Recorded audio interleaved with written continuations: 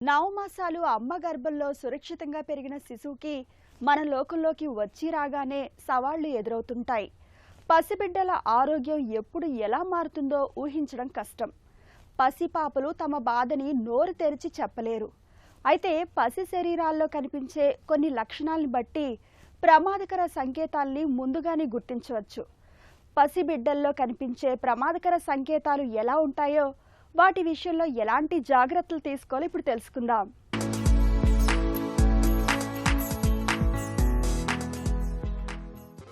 మాతృగర్భం పసిబిడ్డ పాలిట శ్రీరామ రక్ష.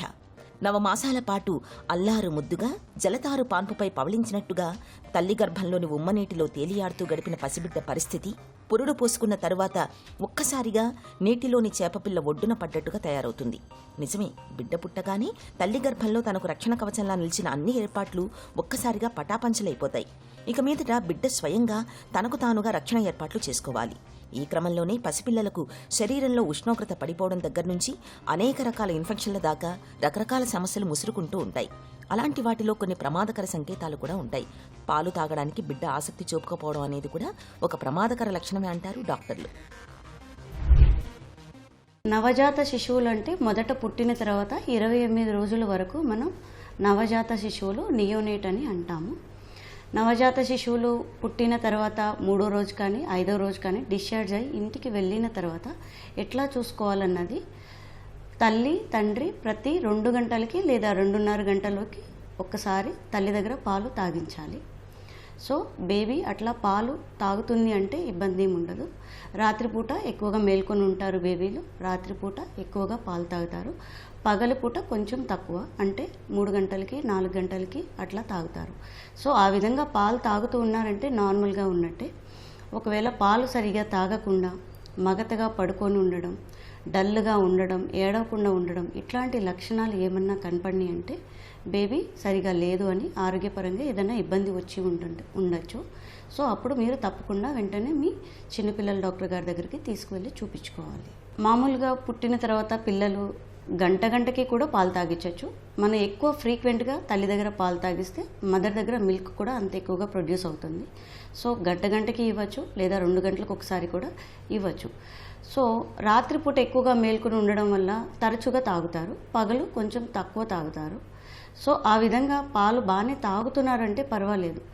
ఒక్కసారి తాగడం తగ్గింది, యూరిన్కి వెళ్ళడం కూడా తగ్గుతుంది, రోజుకి కనీసం 7 నుండి 8 సార్లు పాస్కి వెళ్ళడం కూడా తగ్గుతుంది, డల్గా ఉంటున్నారు అంటే కనుక ఇబ్బంది మొదలైందని అర్థం. వెంటనే చిన్నపిల్లల డాక్టర్ గారి దగ్గరికి తీసుకొని వెళ్ళాలి.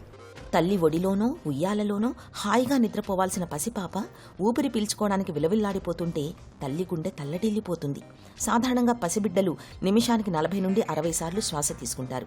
కానీ ఆ వేగం అంతకంటే పెరిగినా, పక్కటెముకలు లోపలికి కుంగిపోతున్నా శ్వాసకోశ వ్యవస్థ ప్రమాదంలో పడిందని అర్థం. నవజాత శిశువుల ఊపిరితిత్తులు నిజానికి చాలా మృదువుగా ఉంటాయి. ఇన్ఫెక్షన్ల వల్ల కానీ, లేదా పుట్టేటప్పుడు ఉమ్మనీరు నోట్లోకి వెళ్లడం వల్ల కానీ వాయుగోళాల్లో వాపు వస్తుంది. దీన్నే నియోనేటల్ న్యూమోనియా లేదా రెస్పిరేటరీ డిస్ట్రెస్ సిండ్రోమ్ అంటారు. ఊపిరితిత్తులలో సర్ఫాక్టెంట్ అనే లూబ్రికెంట్ లోపించడం వల్ల వాయుగోళాలు ముడుచుకుపోతాయి. దీనివల్ల ఆక్సిజన్ అందక బిడ్డ ఎక్కువ శ్రమతో ఊపిరి పీల్చాల్సి వస్తుంది. అలాంటప్పుడు ఛాతీ X ray, blood culture, pulse oximetry పరీక్షలు చేయాల్సి ఉంటుంది. చికిత్సలో భాగంగా బిడ్డకు సిప్యాప్ లేదా మెకానికల్ వెంటిలేటర్ సపోర్ట్ కూడా ఇవ్వాల్సి ఉంటుంది. బ్యాక్టీరియల్ ఇన్ఫెక్షన్ ఉంటే తగిన యాంటీబయాటిక్స్ మందుల్ని కూడా ఐవీ ద్వారా ఇవ్వాల్సి ఉంటుంది. మామూలుగా పిల్లలు డిశ్చార్జ్ అయ్యి ఇంటికి వెళ్ళిన తర్వాత శ్వాసపరంగా అన్నీ బాగున్నప్పుడే డిశ్చార్జ్ చేసి పంపిస్తారు. ఒకవేళ ఇంటికి వెళ్ళిన తర్వాత పాలు తాగించిన తర్వాత పిల్లలు ఏమన్నా వాంతి చేసుకోవడం కానీ, అది పొలమారడం, తాగిన పాలు ఊపిరితిత్తులోకి వెళ్ళడం, దీన్ని నాసల్ రీగజిటేషన్ అంటారు. ఆ పరిణామం కనుక అయితే బేబీకి న్యూమోనియా వచ్చి శ్వాస ఎక్కువ తీసుకునే అవకాశాలు చాలా ఎక్కువగా ఉంటాయి. అలాంటి స్థితిలో వెంటనే బేబీని హాస్పిటల్కి తీసుకువెళ్ళి చూపించుకోవాలి. ఆ ఒక కండిషనే కాదు, కొంతమంది పిల్లలకి 2-3 వారాలు దాటిన తర్వాత సడన్గా ఆయాసం అన్నది స్టార్ట్ అవుతుంది. సో కొంతమంది పిల్లలకి ఏంటంటే కంజనైటల్ హార్ట్ డిసీజులు ఉన్న పిల్లలకి యూజువల్గా 2-3 వారాల్లో ఈ పరిణామాలు కనుక ఏమన్నా కనిపిస్తే కనుక వెంటనే డాక్టర్ గారి దగ్గరికి వెళ్ళి చూయించుకోవాలి. లేదు అంటే కనుక ఇన్ఫెక్షన్ వచ్చినా కూడా కొంతమంది డొక్కలెగరేయడం అట్లా చేస్తారు. ఓన్లీ ఊపిరితిత్తులో ఇబ్బంది వస్తేనే కాదు, వేరే ఏ అవయవాల్లో ఇబ్బంది వచ్చినా కూడా ఆయాసం వచ్చే అవకాశం చాలా ఉంటుంది. బ్లడ్లో ఇన్ఫెక్షన్ వచ్చినా, ఊపిరితిత్తులో ఇన్ఫెక్షన్ వచ్చినా, పొట్టకి సంబంధించిన ఇన్ఫెక్షన్లు ఏదైనా వచ్చినా, లేదంటే కిడ్నీలకు సంబంధించిన ఇబ్బందులు, గుండెకి సంబంధించిన ఇబ్బందులు ఏదైనా కూడా ఈ విధంగా కూడా మేనిఫెస్ట్ అయ్యే అవకాశాలు చాలా ఉన్నాయి. ఒకవేళ మీ బేబీ ఇట్లా డొక్కలు ఎగరేయడం, పాలు సరిగా తాగకపోవడం, డల్గా ఉండడం ఇట్లాంటి ఏమన్నా మీకు కనపడినాయి అంటే వెంటనే డాక్టర్ గారి దగ్గరికి తీసుకెళ్ళాలి. మీరు అశ్రద్ధ చేయకూడదు. ఈవెన్ 1 గంట కూడా ఇంట్లో ఉంచడం అట్లాంటి తప్పులు చేయకూడదు. ఎంత త్వరగా అయితే అంత త్వరగా దగ్గరలో ఉన్న హాస్పిటల్కి తీసుకొని వెళ్ళడం మంచిది. పుట్టిన వెంటనే చిన్నారుల్ని వేధించే సర్వసాధారణమైన సమస్యల్లో కామెర్లు ప్రధానమైనది. కళ్ళు ఒళ్ళు పచ్చబడిపోయి తల్లిదండ్రుల్ని బెంబేలెత్తించే సమస్య ఇది. నిజానికి కామెర్లు తక్కువ స్థాయిలో ఉంటే భయపడాల్సిన పని లేదు. అలా కాక మొత్తం ఒళ్లంతా పచ్చబడిపోతే మాత్రం వెంటనే చికిత్స ఆరంభించి శరీరంలో బైల్రూబిన్ లెవెల్స్ని సాధారణ స్థాయికి తీసుకురావాలి. లేదంటే పసిబిడ్డల పాలిట అది ప్రాణాంతకంగా పరిణమించవచ్చు. అలాగే కొన్ని సందర్భాలలో పిల్లలు విపరీతంగా ఏడుస్తుంటారు. ఎంతకు ఏడుపు ఆపరు. ఇది కూడా తల్లిదండ్రుల్ని గాభరాకు గురిచేసే సమస్యే. తల్లిపాలు కడుపు నిండా పడుతున్నామా, వాళ్లకు వెచ్చదనం, వస్త్రధారణ అన్ని సక్రమంగా ఉన్నాయా లేదా అనే విషయాలను చెక్ చేసుకున్న మీదట అవసరమైతే డాక్టర్ సలహా తీసుకోవాలి. సో మామూలుగా పుట్టిన పిల్లలు, నెలల నిండి పుట్టిన పిల్లల్లో 70 నుండి 80% వరకు కామెర్లు అన్నది వస్తుంది. అది ఏమంటే ఫిజియోలాజికల్ జాండీస్ అని అంటారు.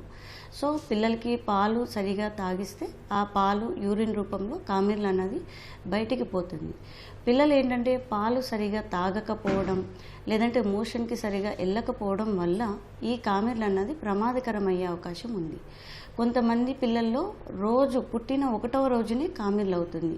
అది తరచుగా ఎట్లాంటి కండిషన్లో చూస్తామంటే తల్లి రక్తం గ్రూప్ ఏదన్నా నెగిటివ్ గ్రూప్ ఉండడం, పుట్టిన బేబీది పాజిటివ్ గ్రూప్ ఉండడం, దీన్ని RH ఐసో ఇమ్యునైజేషన్ అంటారు. అలాంటి కండిషన్లో పుట్టిన రోజు రావచ్చు. అది అయితే చాలా ప్రాణాంతకం అండి. ఒకవేళ డెలివరీకి ముందునే తల్లి O నెగిటివ్ కానీ ఏదన్నా నెగిటివ్ బ్లడ్ గ్రూప్ అయి ఉన్నట్లయితే శ్రద్ధగా గైనకాలజిస్ట్గా దగ్గర ఫాలోఅప్లకు వెళ్ళాలి. అండ్ డెలివరీ కూడా ఒక టెర్షరీ లెవెల్ హాస్పిటల్లో ప్లాన్ చేసుకోవాలి.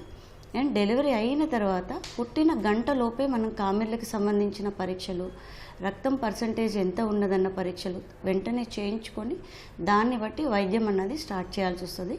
కొంతమంది పిల్లలకి రక్త మార్పిడి దాకా కూడా వెళ్తారు. అది పెథలాజికల్ జాండీస్ అంటారు.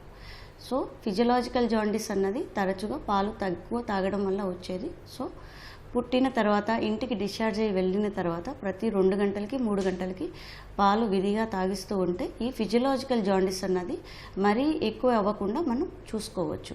అది కాకుండా బేబీకి థైరాయిడ్ ఇబ్బందులు వచ్చినా, లేదంటే ఇన్ఫెక్షన్లు వచ్చినా, వేరే ఇతరత్ర హెల్త్ ఇబ్బందులు వచ్చినా కూడా ఈ కామెర్లు అన్నది పెరిగిపోతుంది. డెలివరీకి తర్వాత కాదండి, ఈ పరిణామాలన్నీ డెలివరీ ముందు నుండే మనం అవేర్నెస్ అన్నది ఉండాలి. పసిబిడ్డ శరీరం నిప్పును తలపించేలా వేడిగా ఉన్నా ప్రమాదమే, ఐసు ముక్కల్లా చల్లబడిపోయినా ప్రమాదమే. పెద్దవారిలా కాకుండా పసిబిడ్డల మెదడులోని ఉష్ణోగ్రతను నియంత్రించే భాగం కూడా పూర్తిగా అభివృద్ధి చెంది ఉండదు. శిశువు శరీరం చల్లబడిపోవడాన్ని హైపోథెర్మియా అంటారు. శరీరం చల్లబడితే గుండె వేగం తగ్గి రక్తం గడ్డకట్టే ప్రమాదం ఉంది. అలాగే 104 డిగ్రీల ఫారెన్హీట్ కంటే ఎక్కువ జ్వరం వస్తే అది శరీరంలో సెప్సిస్ లేదా మెనింజైటిస్ అనే మెదడువాపు ఇన్ఫెక్షన్కు దారితీసే ప్రమాదం ఉంటుంది. ఇలాంటప్పుడు వెంటనే పసిబిడ్డకు తగిన వైద్య సాయం అందేలా చూడాలి. బిడ్డ శరీరం చల్లబడకుండా ఉండాలంటే కంగారు మదర్ కేర్ ఇవ్వాలి. తల్లి తన గుండెపై బిడ్డ చర్మానికి చర్మం తగిలేలా హత్తుకోవాలి. దీనివల్ల తల్లి శరీర ఉష్ణోగ్రత బిడ్డకు అందుతుంది. ప్రతి 2 గంటలకు ఒకసారి తల్లిపాలు తప్పనిసరిగా ఇవ్వడం ద్వారా ఇన్ఫెక్షన్లను చక్కగా అడ్డుకోవచ్చు.